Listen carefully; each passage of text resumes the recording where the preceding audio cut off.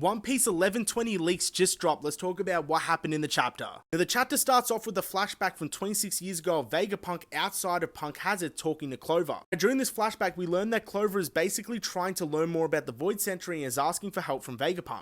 And of course, at the time, Vegapunk refuses, says he's a government man now, and says he won't get involved. This leads Clover to reveal something about his family's past, which is that he's one of the Will of D. He has D in his name, and his brother was killed for having the name. Of course, this does catch Vegapunk off guard, but still he refuses to help and says he's a government man. Now, after these pages, we actually cut to another flashback from 22 years ago. This time, it's Vegapunk's reaction to the Ohara Buster call. We see him crying, and this leads directly into the flashback back at 1066, where we see Vegapunk and Dragon on Ohara after it happened. Now, also on this page, we do see the ending of the message from Vegapunk, which Zeph and Nico Robin are both reacting to, Nico trying basically not to cry.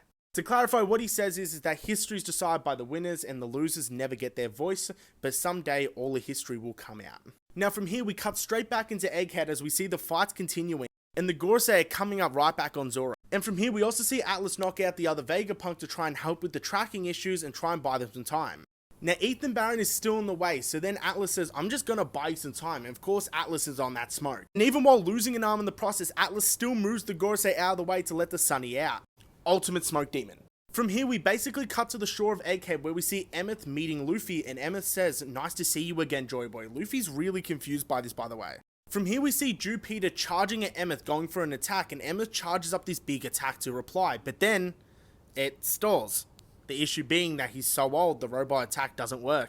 From here, we see Jupiter take a large chunk out of Emmeth, and now we're actually in trouble as we see Sanji and Luffy jumping in to help. From here, we see Saturn on the Elbaf ship as he's staring at both Bonnie and Kuma. And then the next page, we see a sad but heartwarming scene as we find out Atlas sacrificed herself to let the Sunny get away.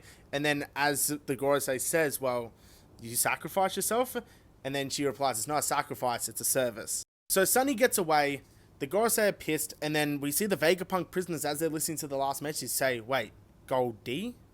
With a question mark as we lean to the next chapter instead of Gold Roger, Gold D Roger. So that's interesting as the chapter ends. I hope you enjoyed. Let me know what y'all think of the chapter. Personally, favorite scene, I liked the chapter 8 out of 10.